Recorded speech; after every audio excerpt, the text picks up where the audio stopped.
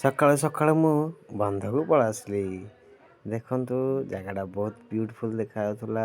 ଆଉ ମୁଁ ଗାଧେଇକି ବାହାରି ପଡ଼ିଲାକୁ ମୋ ପାଖରେ ଥିଲା ଆମ ଗାଁର ଦିବାନା ଭାଇ। ସିଏ ଗୋଟେ ମେଣ୍ଟାଲ୍ ଟିକେ ଗୁଣ ଅଛି, କାହିଁକିନା ସିଏ ଟିକେ ତା'ର ପିଲାଦିନରୁ ତା'ର ମେଣ୍ଟାଲ୍ ଗୁଣ ଅଛି। ତା ଦେଲେ ମୁଁ ଟିକେ ମଜା ହେଇକି ତାକୁ ଟିକେ ମୁଁ ଗୀତ ଗାଇଲି। ହଁ, ଡ୍ୟାନ୍ସ କରେ ଦିବାନା।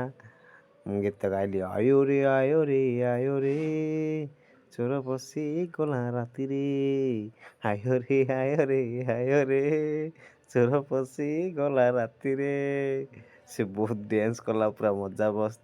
ତା'ର ଯେଉଁ ହସ ଭାଇ, ତମ ଏତିକି ଦେଖିବ ମାନେ ତୁମେ ଖାଲି ହସି ହସି ଗଡ଼ିବ। ସେ ଏମିତିକା ପିଲା, ସିଏ ଟିକେ ମେଣ୍ଟାଲ୍ ପିଲା। ତାକୁ ଟିକେ ମଜା ଗମା ଦେଲି। ମୁଁ କହିଲି ତୁ ୟୁଟ୍ୟୁବ୍ରେ ଭାଇରାଲ୍ ହଉ, ଟିକେ ଡ୍ୟାନ୍ସ କରି। ମୋର ପଲ୍ଟିଟେ ମାରେ। ମୁଁ କହିଲା ପଲ୍ଟିଟେ ମାରିଲା। ମୁଁ କହିଲି ଭଲ ଡ୍ୟାନ୍ସ ହେଉଛି, ତାପରେ ତୁ ଦିନେ ନା ଦିନେ ଭାଇରାଲ୍ ହବୁ, ଆଉ ମଥୁରା ଗାଁର ରୋଶନ କରିବୁ। ସେ ତ ଖାଲି ମୁଣ୍ଡିଆ ମାରିକି ଏକାନ ସେକାନ ହେଉଛି। ଦେଖନ୍ତୁ ତା'ର ଯେଉଁ ହଂସ, ଯେଉଁ ଡ୍ରେସ୍ ପିନ୍ଧିଛି ତାକୁ ଦେଖିପାରୁଥିବି। ସେ ଆକ୍ଚୁଆଲି ପୁଅଟା, ସେ ନାଇଟ୍ ଡ୍ରେସ୍, କାହିଁକିନା ତା ମେଣ୍ଟାଲ୍ ଯୋଗୁଁ ସେ ଡ୍ରେସ୍ଟା ପିନ୍ଧି ପାରୁଛି। ମୁଁ କହିଲି ଆଉ ଗୋଟେ ପଲ୍ଟିଟେ ମାରିଦେ, ପଲ୍ଟିଟେ ମାରିଦେଲା, ଦେଖିପାରୁଥିବି ତାର ଟିକେ ଗୁଣ। ତାପରେ ମୁଁ କହିଲି ଇଆଡ଼ୁ ଆ ଗୋଟେ ଭିଡ଼ିଓଟେ ବନେଇବା ତୋର। କହିଲା, ସିଏ କହିଲା ମୁଁ ଗୀତ ଗାଉଛି, ଗୋଟେ ଡ୍ୟାନ୍ସ କରେ। ତାପରେ ସିଏ ଡ୍ୟାନ୍ସ କରିବ। ଦେଖନ୍ତୁ ମୁଁ ଗୋଟେ ଗୀତଟେ ଗାଇବି ଆୟୋ ରେ ଚୋର ପଶି ଗଲା ରାତିରେ ସେ କେମିତି ଡ୍ୟାନ୍ସ ଦେବ। ତା'ର ଏହି ଡ୍ୟାନ୍ସ ଦେଖିପାରୁଥିବେ, ତା'ର ଏମିତି ଡ୍ୟାନ୍ସ। ତାପରେ ମୁଁ ବାହାରି ପଡ଼ିଲି ଆମ୍ବ ଗୋଟେଇବାକୁ, କାହିଁକିନା ମୁଁ ଟୋଟାମାଳେ ଆସିଥିଲି। ଆଉ ଆମ୍ବ ଗୋଟେଇଲି। ଦେଖନ୍ତୁ ଆମ୍ବ କେମିତି ବହୁତ ଭାବରେ ପଡ଼ିଥିଲା, ଦେଖିପାରୁଥିବେ। ଛୋଟ ଛୋଟ ଆମ୍ବ ଯାକ ଭାଇ। ତାପରେ ଗୋଟେ ବଡ଼ ଆମ୍ବଟେ ଦେଖିଲି। ବଡ଼ ଆମ୍ବଟାକୁ ମୁଁ ଗୋଟେଇକି, ଦେଖନ୍ତୁ କେମିତି ବଡ଼ ଆମ୍ବଟା ଭାଇ, ଦେଖିପାରୁଥିବେ। ତାପରେ ମୁଁ ଖାଇଲି। ଦେଖନ୍ତୁ କେମିତି ଖାଇବି। ଓହ, ବହୁତ ମସ୍ତ ଲାଗିଲା। ଆମ୍ବ ବି ଟିକେ ଟେଷ୍ଟ ଥିଲା, ଆଉ ବହୁତ ମଜା ଲାଗିଲା ଆମ୍ବଟା।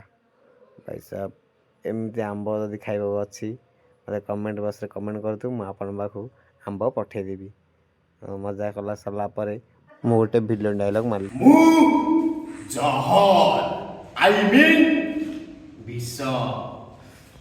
ଛୁଇଁଲେ ରିଏକ୍ସନ୍, ପିଇଲେ ଶେଷ। ମୁଁ ଜହର।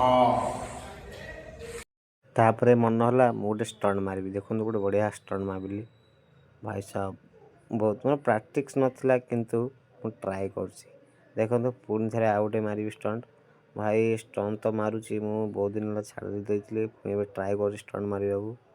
ଧୀରେ ଧୀରେ ହେଉଛି, କାହିଁକିନା ମୁଁ ବହୁତ ଦିନ ହେଲା ପ୍ରାକ୍ଟିସ୍ କରୁଥିଲି।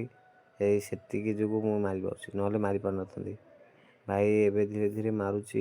ଏଇ ଯଦି ଅଭ୍ୟାସଟା ମୋତେ ଆଉ ମାରିବ, କାହିଁକିନା ବୟସ ବଢ଼ିଲାଣି, ଆଉ ମାରିବାକୁ ଇଚ୍ଛା ହେଉନି। ଦେଖନ୍ତୁ କେମିତି ମାରୁଛି ଷ୍ଟଣ୍ଟ। ଓ ଭାଇ ସାବ୍, ଖାଲି ଉଡ଼ୁଥିଲି। ମାନେ ମୋତେ 17-18 ବର୍ଷ ହେଇଥିବା ସମୟରେ ମୁଁ ଖାଲି ଉଡ଼ୁଥିଲି।